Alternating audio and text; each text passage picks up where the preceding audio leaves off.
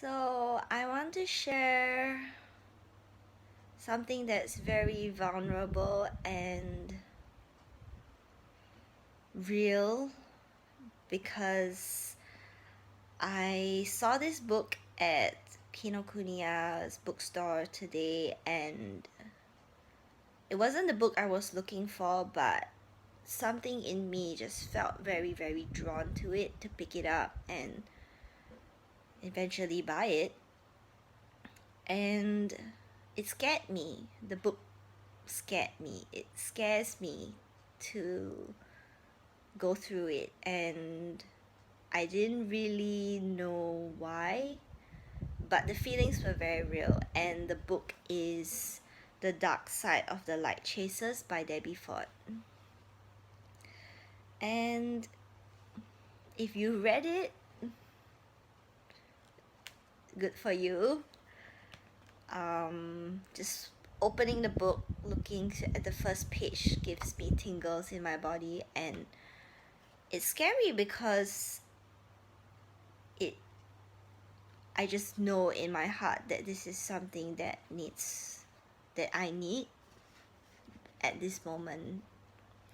So I want to read to you just a short section from chapter 1 because it just spoke so much to me. So here goes. Chapter 1, World Without, World Within. Most of us set out on the path to personal growth because at some point the burden of our pain becomes too much to bear. The dark side of the light chasers is about unmasking that aspect of ourselves which destroys our relationships, kills our spirit, and keeps us from fulfilling our dreams. It's what the psychologist Carl Jung called the shadow. It contains all the parts of ourselves that we have tried to hide or deny. It contains those dark aspects that we believe are not acceptable to our family, friends, and most importantly, ourselves. The dark side is stuffed deeply within our consciousness, hidden from ourselves and others. The message we get from this hidden place is simple. There is something wrong with me. I'm not okay. I'm not lovable. I'm not deserving. I'm not worthy. Many of us believe these messages. We believe that if we look closely enough at what lies deep within us, we will find something horrible. We resist looking long and hard for fear of discovering someone we can't live with. We fear ourselves. We fear every thought and feeling we have ever repressed. Many of us are so disconnected from this fear we can only see it by reflection. We project it onto the world, onto our families and friends, and onto strangers. Our fear is so deep that the only way we can deal with it is either to hide or deny it. We become great imposters who fool ourselves and others. We become so good at this we actually forget that we are wearing masks to hide our authentic selves. We believe we are the persons we see in the mirror. We believe we are our bodies and our minds. Even after years of failed relationships, careers, diets, and dreams, we continue to suppress these disturbing internal messages. We tell ourselves we're okay and that things will get better. We put blinders over our eyes and plugs in our ears to keep the internal stories we create alive. I'm not okay. I'm not lovable.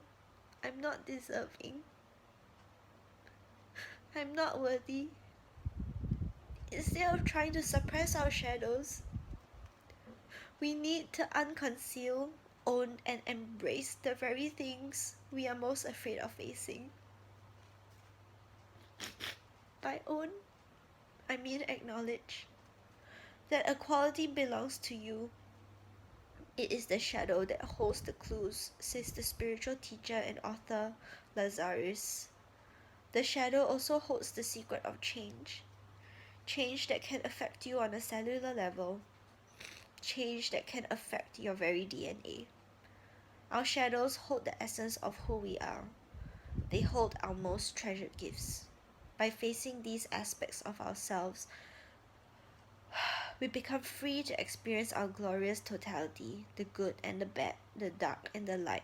It is by embracing all of who we are that we earn the freedom to choose what we do in this world.